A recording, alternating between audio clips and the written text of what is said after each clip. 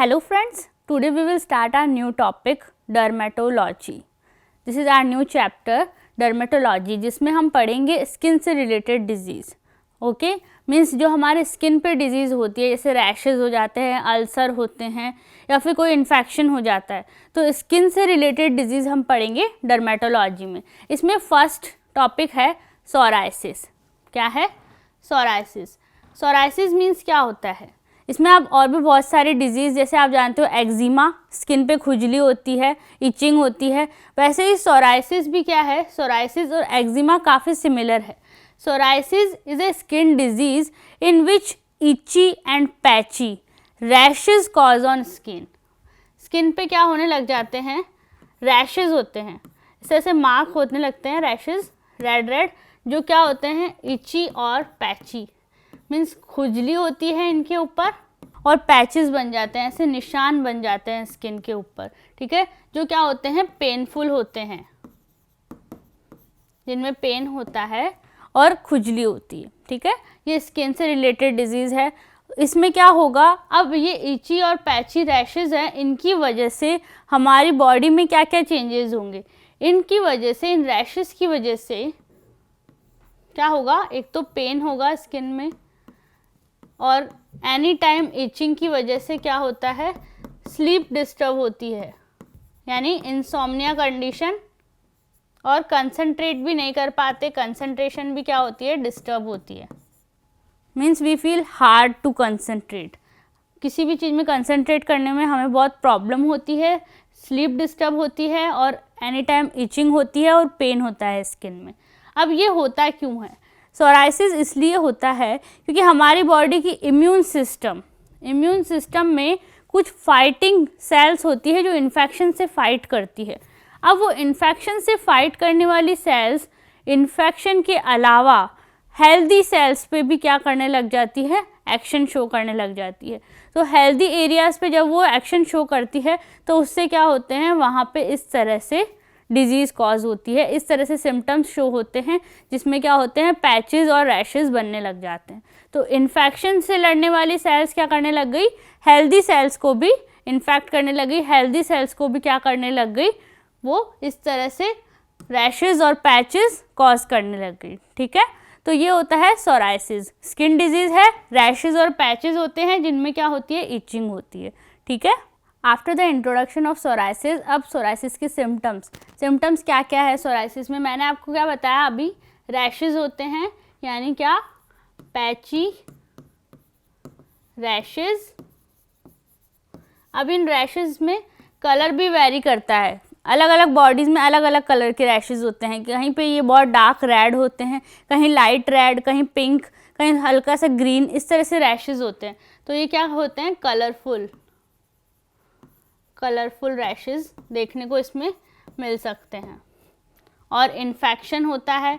अब इन्फेक्शन कौन कौन से होते हैं इसमें थ्रोट इन्फेक्शन, गले में इन्फेक्शन होने लगता है. स्किन इन्फेक्शन, स्किन क्या होने लगती है? स्किन पे भी इन्फेक्शन होने लगता है और वो पूरी स्किन पे फैल जाता है. थ्रोट में जैसे ड्राइनेस लगने लगती है या फिर थ्रोट में इन्फेक्शन हो जाता है, उसे हम कोल्ड भी बोल सकते हैं, कोल्ड. ठीक है, और ड्राइनेस ये होता है. और स्किन में बर्निंग सेंसेशन, बर्निंग एकदम ऐसे थोड़ी जलन सी महसूस होती है, जहाँ पे ये इस तरह के पैचेस होते हैं ना, वहाँ पे बर्निंग सेंसेशन होती है, पेनफुल होता है. ठीक है, ये कुछ सिम्टम्स है जो कॉमन है. इसके अलावा स्किन में क्या होने लगती है? पीलिंग भी होने लगती है, यानी जहाँ पे वो रैशेज़ है वहाँ की स्किन पील ऑफ होने लगती है, वो स्किन वहाँ से छिलने लगती है. तो पीलिंग होती है स्किन में. और इंजरी, स्किन में इंजरी होने लगती है, यानी वहाँ पे ऐसे घाव भी बन सकते हैं. तो ये piling of skin, injury of skin, और पैची रैशेज जो कलरफुल भी हो सकते हैं. थ्रोट में infection, cold, dryness, burning, painful sensation होती है. ठीक है, ड्राई स्किन हो जाती है एकदम. ये इसके सिम्टम्स है जो सारे स्किन से रिलेटेड सिम्टम्स हैं.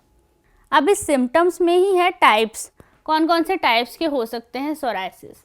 इसमें है 3 टाइप के, मैं आपको बताती हूँ. फर्स्ट इज ब्लैक सोराइसिस, ठीक है। सेकंड नेल में होने वाला, और थर्ड इज इरिथ्रोडर्मिक। प्लैक सोराइसिस में क्या होता है, इसमें ड्राई स्किन होती है और स्किन में क्या होने लग जाती है, रेडनेस, ड्राई, रेड और इची, ठीक है। नेल सोराइसिस नेल्स में होता है, जिसमें नेल्स की एबनॉर्मल ग्रोथ हो जाती है और उसका कलर चेंज हो जाता है, यानी डिसकलरेशन ऑफ नेल। तो यहाँ क्या बोलेंगे हम, एबनॉर्मल ग्रोथ एंड डिसकलरेशन, यानी उनका कलर क्या हो जाएगा, चेंज हो जाएगा। अब इरिथ्रोडर्मिक सोराइसिस, इसमें क्या होता है, इसमें पूरी बॉडी अफेक्ट होती है और पूरी बॉडी में पीलिंग होने लगती है। जो मैंने अभी आपको बताया स्किन छिलने लग जाती है, वैसे ही इसमें पूरी बॉडी में क्या होने लगती है, पीलिंग होने लगती है। और फिर उसके पीलिंग के बाद क्या होता है, बर्निंग सेंसेशन होती है, बर्निंग सेंसेशन होती है, वहाँ पे पेन होने लगता है, पूरी स्किन क्या हो जाती है, पील ऑफ हो जाती है। और ये किस वजह से हो सकता है, हाई बीपी और ओबेसिटी, बहुत ज़्यादा वेट गेन करने की वजह से और ब्लड प्रेशर हाई होने की वजह से इरिथ्रोडर्मिक सोराइसिस होता है। तो आपको पता चल गया, प्लैक, नेल और इरिथ्रोडर्मिक सोराइसिस, ये 3 टाइप के सोराइसिस हो सकते हैं जो अलग अलग सिम्टम्स की वजह से डिवाइडेड है। Now after the symptoms of psoriasis, now aetiopathogenesis. Aetiopathogenesis में क्या होगा, कॉजेज और पैथोजेनेसिस दोनों हम इसमें पढ़ेंगे। अब इटियोपैथोजेनेसिस में देखो कॉजेज कौन कौन से हो सकते हैं। कॉजेज मैंने आपको बताया इम्यून सिस्टम से रिलेटेड डिजीज़ है, यानी इम्यून सिस्टम जिसमें जो फाइटिंग करती है इन्फेक्शन से सेल्स, वो इन्फेक्शन से फाइटिंग करने वाली सेल्स क्या करती है, हेल्दी सेल्स को भी इन्फेक्ट करने लग जाती है और हेल्दी सेल्स पे भी वर्क करने लग जाती है, जिसकी वजह से वो क्या होती है, इस तरह के सिम्टम्स शो करते हैं। तो यहाँ पे अपन इम्यून सिस्टम से रिलेटेड, इम्यून सिस्टम की क्या हो जाती है, ओवर एक्टिवनेस, ओके। इसके अलावा जो स्किन की सेल्स है वो क्या करती है, ज़्यादा ग्रोथ करने लग जाती है, उनकी ग्रोथ एबनॉर्मल और ओवर हो जाती है। तो स्किन सेल्स की जो ग्रोथ है वो क्या हो जाती है, abnormal and over, abnormal and over growth of skin cells. इस एनवायरमेंटल फैक्टर्स हो सकते हैं, इसके अलावा स्मोकिंग और अल्कोहल, इनसे भी हो सकता है। और ये जेनेटिक भी हो सकता है कि अगर आपकी फैमिली हिस्ट्री में ऑलरेडी किसी को सोराइसिस है तो ये जेनेटिक भी हो सकता है। तो समझ में आ गया, इम्यून सिस्टम अगर ओवर एक्टिव हो गया और उन्होंने इन्फेक्शन की जगह हेल्दी सेल्स को भी क्या करने लग गए, अटैक करने लग गए, तो उसकी वजह से हो सकता है। स्किन सेल्स की ओवर ग्रोथ की वजह से हो सकता है, एनवायरमेंटल फैक्टर्स हो सकते हैं, स्मोकिंग, अल्कोहल जैसे फैक्टर्स हो सकते हैं, और जेनेटिक भी हो सकता है कि अगर आपकी फैमिली हिस्ट्री में किसी को ऑलरेडी सोराइसिस है तो आपको भी सोराइसिस की चांसेस है। अब बात करते हैं इसकी पैथोफिजियोलॉजी की। तो पैथोफिजियोलॉजी में क्या होता है, बॉडी में एक्चुअली एपिडर्मिस में जो केराटिनोसाइट सेल्स है उनका हाइपर प्रोलिफरेशन होता है। मीन्स उनका प्रोलिफरेशन क्या हो जाता है, ओवर हो जाता है, वो बहुत ज़्यादा क्वांटिटी में इंक्रीज हो जाती है।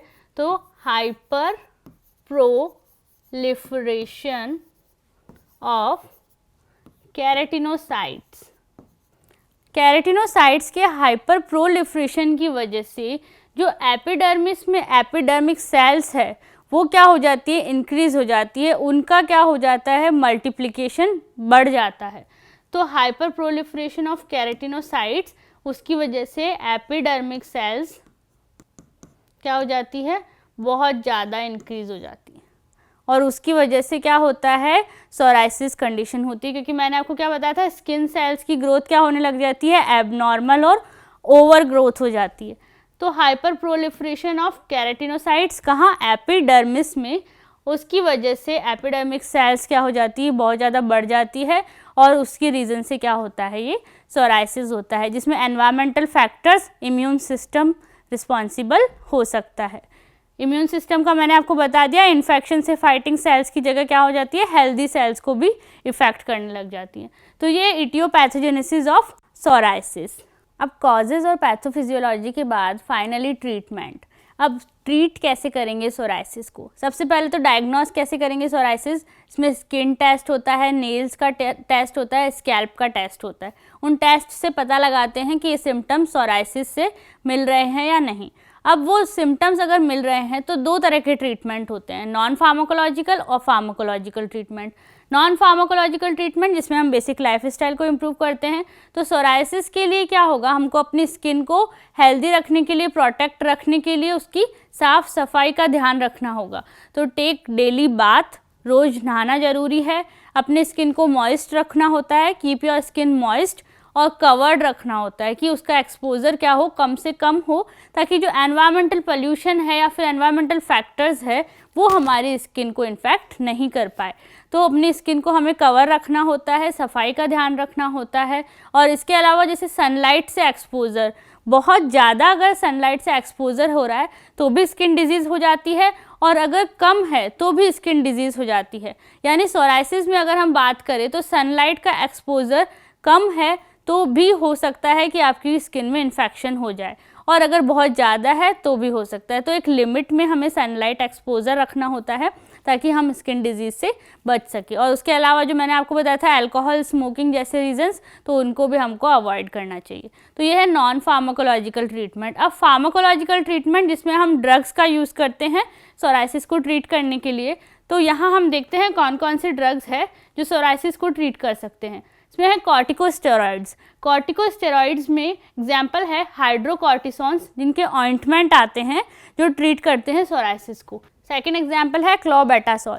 क्लोबेटासोल में कॉर्मैक्स और टीमोवेट, कॉर्मैक्स और टीमोवेट नेम से ड्रग आते हैं जो इसमें यूज़ होते हैं सोराइसिस में, जिनमें क्लोबेटासोल क्या होता है, मेन इंग्रेडिएंट होता है। Vitamin D analogous, vitamin D analogous में है कैल्सीपोटेरीन और कैल्सीट्रायोल। कैल्सीपोटेरीन और कैल्सीट्रायोल ये ड्रग्स यूज़ होते हैं सोराइसिस को ट्रीट करने के लिए as analogous of vitamin D. इसके अलावा कुछ इंजेक्शंस होते हैं जैसे रेटिनॉइड्स और स्टेरॉइड्स। इनके इंजेक्शंस भी होते हैं जो स्किन डिजीज़ को क्या करते हैं, क्योर करते हैं। रेटिनॉइड्स में एग्जाम्पल है टेजारोटीन, टेजारोटीन ये एग्जाम्पल है रेटिनॉइड्स का, जिसका इंजेक्शन की फॉर्म में दिया जाता है इस स्किन डिजीज़ को क्योर करने के लिए। इसके अलावा सैलिसिलिक एसिड, सैलिसिलिक एसिड जो आपको बहुत सारी चीज़ों जैसे शैम्पूज़ होते हैं, क्रीम होते हैं, इनमें आपको दिखता है, जो क्या करते हैं, इन्फेक्शन से लड़ने का काम करते हैं।